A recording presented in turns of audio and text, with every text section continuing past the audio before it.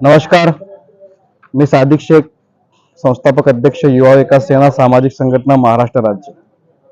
आज या ठिकाणी अन्न औषध प्रशासन विभाग यांच्याकडे युवा विकास सेना सामाजिक संघटनेच्या माध्यमातून एक तक्रार निवेदन देण्यात आलं आहे। या तक्रार निवेदनाचा विषय असा आहे की सोलापूर शहरामध्ये महाराष्ट्रात प्रतिबंधक असलेला अनधिकृत गुटखा व सुगंधित तंबाखू मिश्रित मावा विक्रीचे व त्याचबरोबर पुरवठादार यांच्यावर कारवाई करा म्हणून आज या ठिकाणी आम्ही अन्न औषध प्रशासन विभाग यांच्याकडे तक्रार अर्ज दिलेला आहे।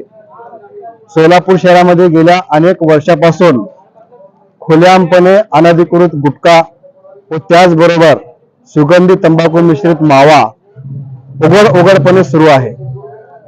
जर तुम्ही 10 ते 15 वर्षाच्या मुलाला विचारलात की या परिसरामध्ये गुटखा कुठे भेटतात, मावा कुठे भेटतात, तर तुम्हाला 10 ते 15 वर्षाचा मुलगा सरळ सरळ दाखवू शकतात की या पानटपरीमध्ये गुटखा आहे, या पानटपरीमध्ये मावा आहे। एवढे उघड पुरावे असताना देखील सोलापूर शहरामध्ये अन्न औषध प्रशासन विभाग, स्थानिक प्रशासन हे मौन बाळगून आहे।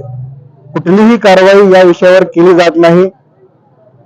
कुठल्याही संघटनेच्या माध्यमातून ज्या वेळेस तक्रारी देण्यात येतात त्यावेळेस 2-4 दिवस सोलापूर शहरामध्ये गुटखा बंदी होतात, परंतु आज खुलेआमपणे या ठिकाणी मावा आणि गुटखा विक्री सुरू आहे। सोलापूर शहरामध्ये हे गुटखा विक्रेत्यांची आणि पुरवठादारांची खूप मोठी साखळी आहे। आम्हाला अशी संशय आहे की यामध्ये स्थानिक प्रशासन, अन्न औषध प्रशासन कुठेतरी जाणून बुजून कारवाई करत नाही। कुठल्या बाजूच्या खोलीमध्ये जाऊन जे आर्थिक संगनमत होत आहे अशी संशय आम्हाला या ठिकाणी आहे। येणाऱ्या काळात सोलापूर शहरामध्ये 7 दिवसात जर गुटखा बंदी झाला नाही तर युवा विकास सेना सामाजिक संघटनेच्या माध्यमातून सोलापूर जिल्हा परिषद या ठिकाणी आंदोलन गेट समोर आणि आमच्या संघटनेच्या माध्यमातून बेमुदत धरणे आंदोलनाची सुरुवात करणार आहे। एवढंच सांगून मी आपले 2 शब्द संपवतो। जय हिंद, जय महाराष्ट्र।